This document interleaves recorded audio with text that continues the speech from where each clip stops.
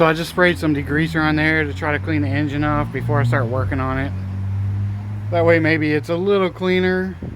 We're gonna let this soak for, I don't know, 5 or 10 minutes, and then we'll spray it down. A hose right around here. Welcome to Mr. JDM, and yet again we start a new project, and this project is the 2001 Accord. If you watch the new project intro video on the Accord, then you know what it needs and what we're doing. But I'm gonna tell you again anyway.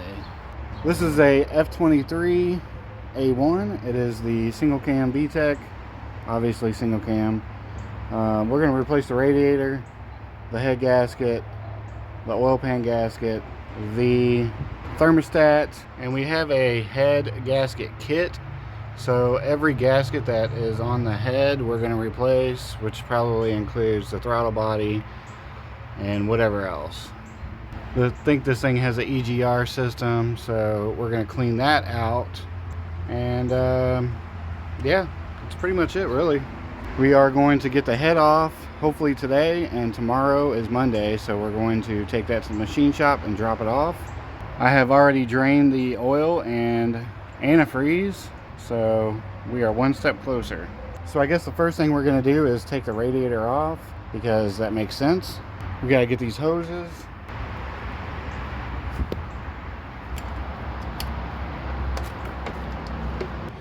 Alright, and next we're gonna, I would say, probably pull the reserve tank out, or the overflow tank.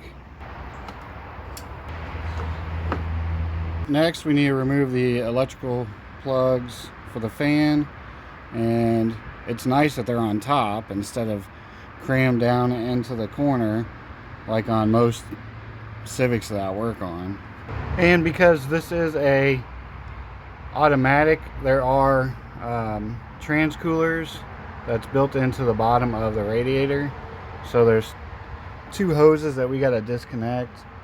I think I might remove the fans first, because it'll give me room to remove the hose clamps on the trans cooler lines.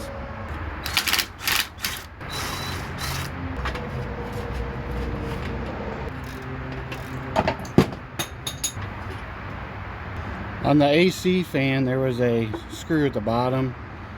You can just loosen it and slide it out. But because I'm replacing the whole radiator anyway, I'm just going to remove every screw, because I'll have to transfer everything over. Alright, so right there is a transmission cooler line, and there's one over here. Now when you remove these, a little bit of transmission fluid will leak out, but it won't be a whole lot, so don't worry about it too much, and you can always add more transmission fluid after you're done. I really need to invest in those long, like needle nose pliers that are meant for hose clamps, because I'm really struggling getting this one over here. Just gonna unscrew the fitting, makes it a lot easier. And there are two 10mm bolts down here that hold this hard line. Alright, now we need to get the lower bottom, or the lower radiator hose.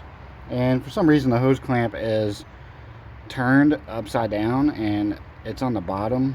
Whoever did that's an idiot. Alright, so we got the radiator removed. The lower radiator hose right around here is pretty squishy, so we might be replacing that, or we probably will be. This is definitely a newer radiator, or it's new-ish. I don't know if it's leaking. I wish I had like some type of tester to put pressure in it and see if it is leaking, but I don't, so we're just going to use the new one anyway. Alright, I would say our next order of operations would be to remove the exhaust manifold and all the way down. So let's get started on that. We gotta remove this heat shield first.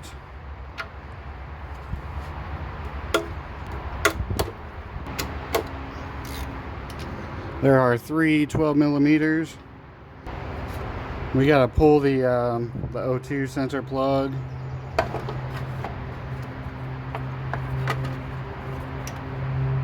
Okay, and I would say next, we got a bracket right here that bolts to the block and then to the intake or the exhaust manifold. We need to remove that. And that is a 14 millimeter.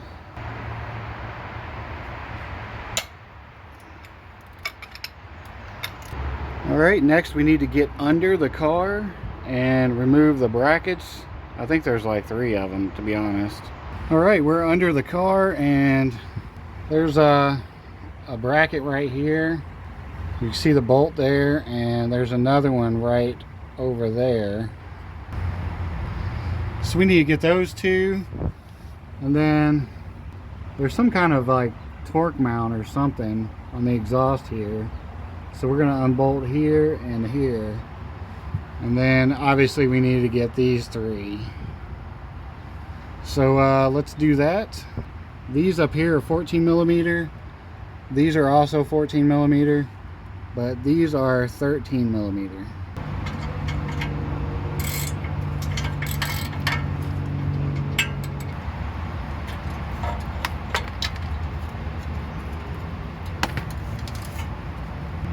All right, next we're gonna get these 2 14 millimeters.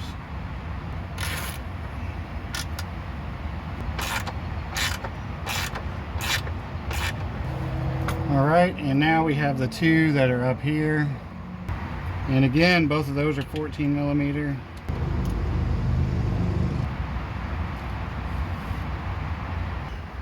And I stuck a jack underneath there to hold the exhaust up because there's no hangers anywhere in this general area. And now the next thing we need to do is go ahead and remove these 12 millimeter bolts.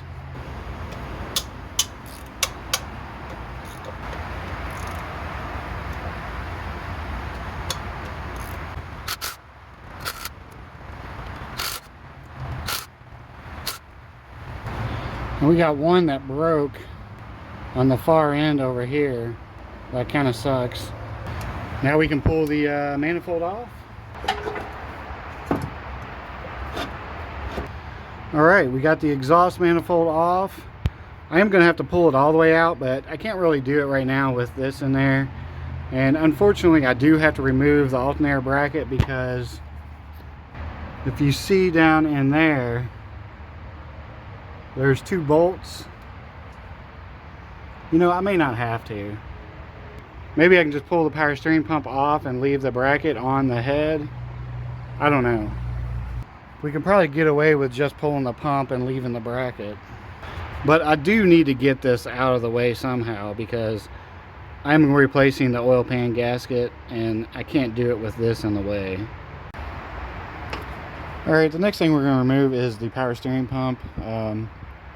I'm going to try to remove it and set it to the side without removing all the lines. That way I don't have to deal with power steering fluid leaking everywhere and having to refill the reservoir once we get it all back together. There are 2 10 mil or 12 mil bolts on the side here. There's one right here and the other one is like right here.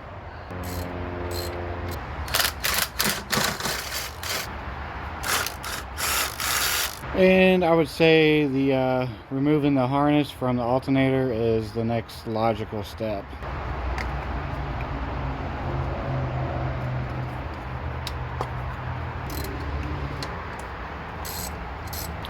Before I do that, I should probably remove the battery cables.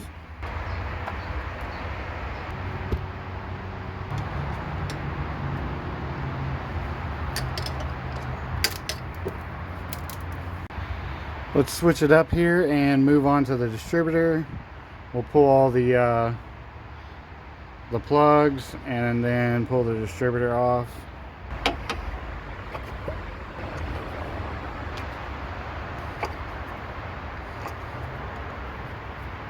The distributor and plug wires actually look pretty new, and it's missing a bolt up here on the distributor. Kinda. I'm not sure what the deal is with that.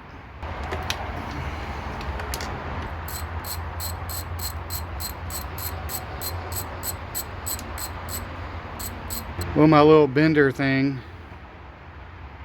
finally crapped out.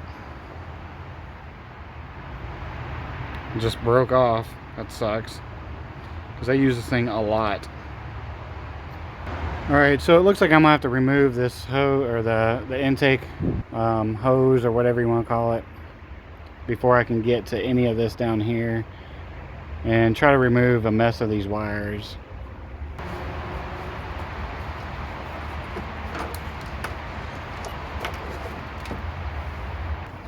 Now we got more space in here.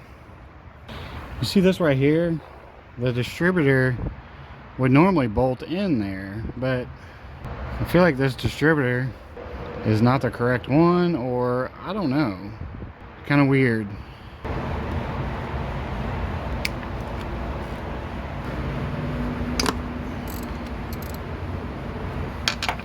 Alright, we got that last distributor bolt out, and we can slide the distributor out. Oil's leaking. Let's get a rag.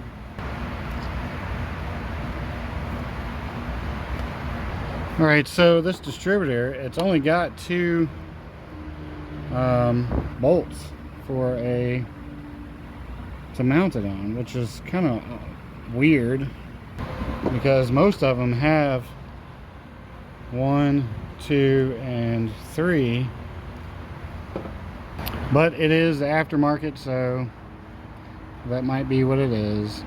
So one thing about the F and the H series engines is the thermostat housing is bolted to the intake manifold instead of the block, which for me, it always causes a lot of problems, and I hate it. It just means that you have to remove more of these hoses in order to get it off. We got the temp sensor and the VTEC solenoid that we got to disconnect, and of course the map sensor, and back in there is the TPS sensor. And all these plugs are completely different, well, except for maybe those two, but you can't really confuse where they go. Let's get this upper radiator hose.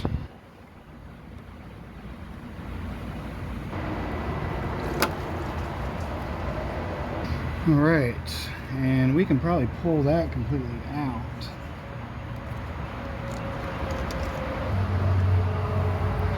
Now we have all these vacuum lines running to the throttle body.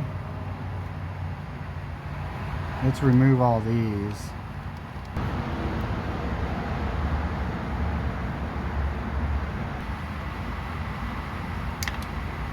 Alright, we got that one. Alright, well, I think it's time to take the valve cover off. Let's take that off.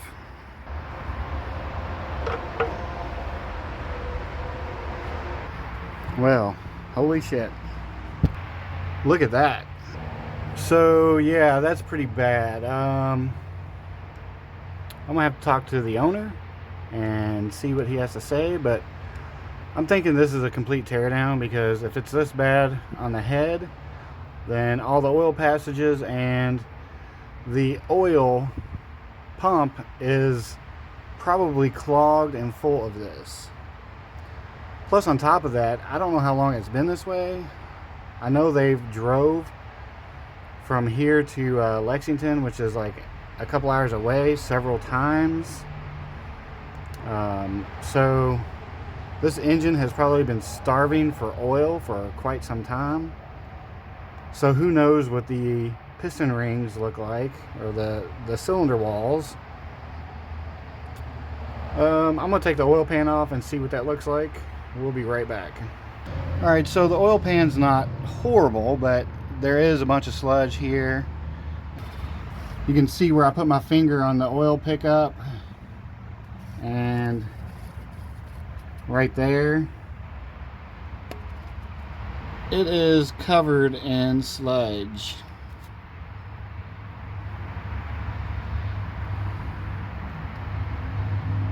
So yeah, I'm definitely gonna have to talk to the owner, see what he has to say, and we'll go from there.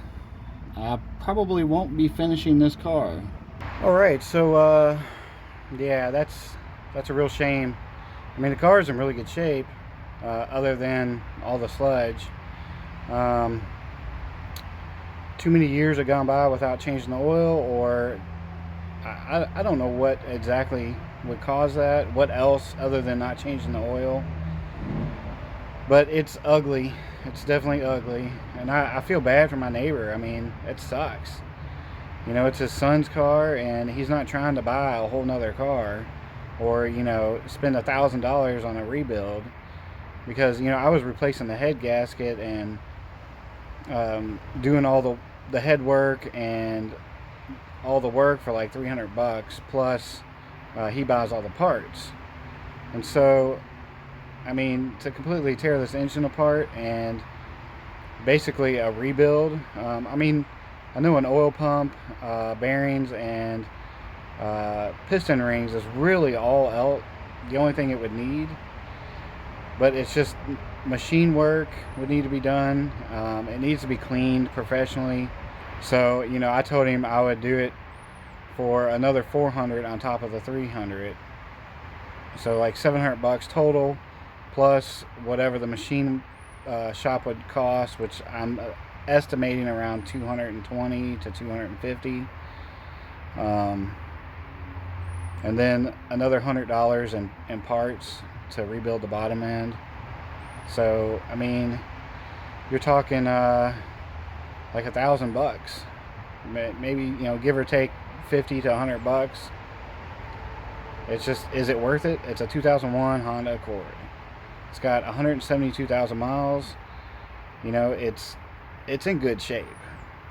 I mean, I tell you what though, if he decides that he doesn't want to fool with it and he's just going to get a new car, then I'm just going to try to buy it from him for $500, because, I mean, it's a good car. I can rebuild the engine. It is some work, but I can give it to my daughter, and it would be nice and reliable. And so, you know, that's where I am here at it. But I don't know where he's at, if he wants to drop $1,000 into this car. You know, and that's not even included in the parts that he's already bought. I think the parts he's already bought is like $300. I was charging $300, so it's $600, and then another $400 would be $1,000, and then the machine work, let's say $250, and then the parts for the bottom end, the rings, bearings, the oil pump, probably another $100. So where was I? I forget where I was at. $1,200 to $1,300, let's say. Is it worth it? Is it worth it? Now, if there's no labor involved and it's just parts, hell yeah, you know, I'm gonna do that all day long. Even if I pay $500 for the car, I'm doing that all day long. Hell, I would throw him $700 just because of the parts. And so, you know, I'm doing that, and I'm gonna give it to my daughter. My daughter needs a car, and it would suck to do all this work, but, you know, it's a good car. It really is. And I love Hondas though, and I'm all about trying to save them and keep them on the road.